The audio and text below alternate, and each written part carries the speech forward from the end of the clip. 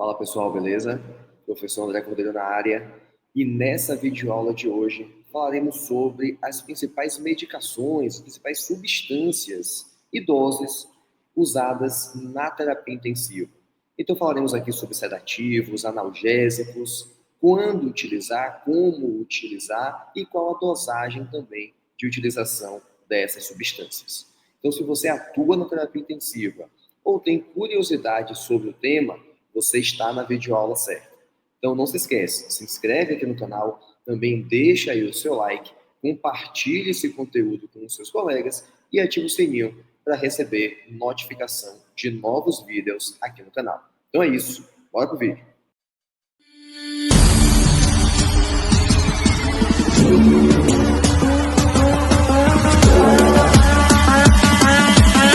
Então, beleza, gente. Vamos falar um pouquinho aqui sobre os principais medicamentos e doses utilizadas na terapia intensiva. Lembrando que todo o conteúdo visto aqui nesse vídeo é baseado na última orientação prática de ventilação mecânica, publicada no ano de 2024. Então, vamos lá. Quais são as substâncias, os medicamentos mais utilizados? São os benzodiazepínicos, e aí você tem, por exemplo, o midazolam, que na prática, no dia a dia, conhecemos como Dormonide, ou o Propofol.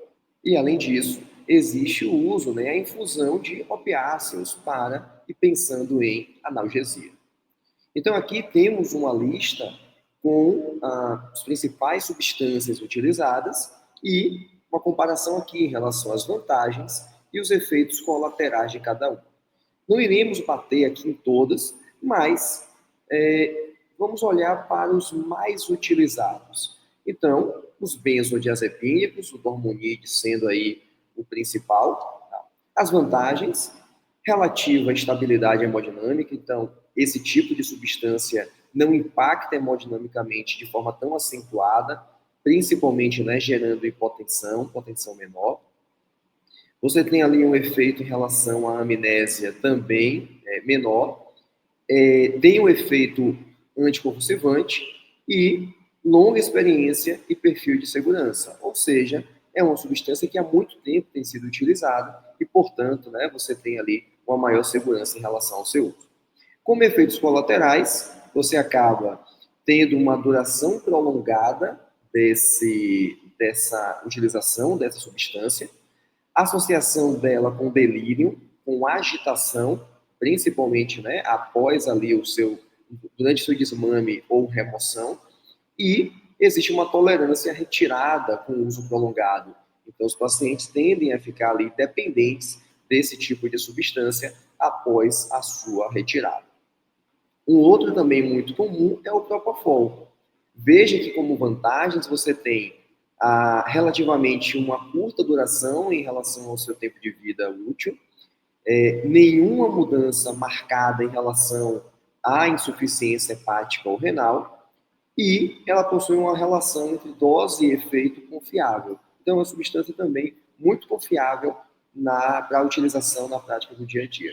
Entretanto, ela apresenta alguns efeitos colaterais, como efeitos hemodinâmicos, então ela tende a gerar mais repercussão hemodinâmica quando comparado aos benzodiazepínicos, também por serem baseadas em lipídio, então você pode levar aqui uma hiperlipidemia nesses pacientes e a chamada síndrome de infusão de Propofol. Além disso, você tem aqui o haloperidol, redução da agitação motora, é uma vantagem, e como desvantagem, efeitos colaterais extrapiramidais, então aquele paciente pode apresentar uma reação extrapiramidal ou alterações no eletrocardiograma. Então, existe ali um receio, um cuidado, quando pensamos em pacientes cardiopatas. E os opiáceos, Então, o opiáceo, eles vão servir ali como analgésico, então serve para alívio da dor, e sedação leve também pode ser utilizado. Entretanto, quando efeitos colaterais, você tem aqui, depressão respiratória, alteração da motilidade intestinal e também uma tolerância à sua retirada. Novamente, os opiáceos tendem a gerar um certo grau de dependência. Beleza? Mas e aí? Como escolher a melhor sedação e analgesia para o paciente? Vamos dar uma olhada aqui nesse quadro. Então, você precisa primeiro analisar as características desse paciente, em relação à idade, se ele tem alguma doença crônica, se existem fatores de risco, né, para um tratamento específico. Então, vejam aqui, ó, você tem uma alteração, um bloqueio atrioventricular. Vimos anteriormente que existem algumas substâncias que alteram a condução do coração, né? A condução elétrica do coração. E isso pode estar associado com a alteração, piora através do uso dessas medicações em pacientes que já possuem de base a alteração cardíaca. Também tem que avaliar a condição atual do paciente e do tratamento. Se existe já a presença de dor, ansiedade, delírio, vimos que existem drogas que podem potencializar isso, o tempo da doença, interação com outras drogas, e a escolha dessa analgesia e sedação parte. Se sedação, você tem aqui uma série de possibilidades, então vimos, né, os benzodiazepínicos, o propofol. Analgesia, pensando, né, em analgésicos fracos, ou chegando até os opiáceos, e pensando em manejo dessas drogas, precisamos sempre pensar em interrupção diária da sedação. Então, aqueles pacientes que têm condição, desligar a sedação e observar como o mesmo vai despertar, titular essa sedação por escalas. Então, na última videoaula, falamos aqui de como avaliar o nível de sedação dos pacientes, escala de Haas, Hansen, então aplicar. Também estabelecer alvos para controle da dor, sedação com protocolos rígidos e dirigidos e utilizar ali sedação de forma intermitente, se possível, ou, se não, de forma contínua, tá? Saindo das sedações, entrando em bloqueador neuromuscular. Quando usar um bloqueador neuromuscular? Existe uma lista aqui, né, uma série de fatores, mas podemos destacar a hipoxemia, facilitar a ventilação mecânica naquele paciente muito assincrônico, né, com o ventilador, ou naquele paciente que você precisa estabelecer uma estratégia ventilatória na qual o paciente precisa estar totalmente entregue à ventilação, o bloqueador está indicado, como por exemplo aqui, ó, na posição prona, aquele paciente que você fez recrutamento alveolar e titulou uma PIP também, e nos pacientes em ECMO, o bloqueador neuromuscular está indicado. Pensando em pacientes com SARA, a utilização do bloqueador está indicada em pacientes que tenham uma relação PO2-FO2 menor do que 150. Aí é uma indicação clássica para o uso de bloqueador neuromuscular.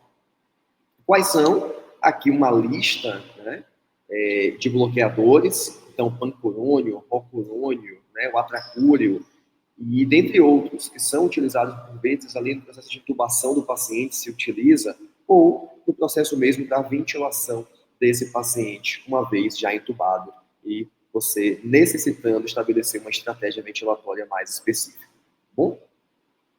Aqui você tem as doses, e em relação também a algumas contraindicações e vantagens e desvantagens. Não vou passar por todo esse quadro, mas é algo que vocês podem aí printar e estabelecer, tá?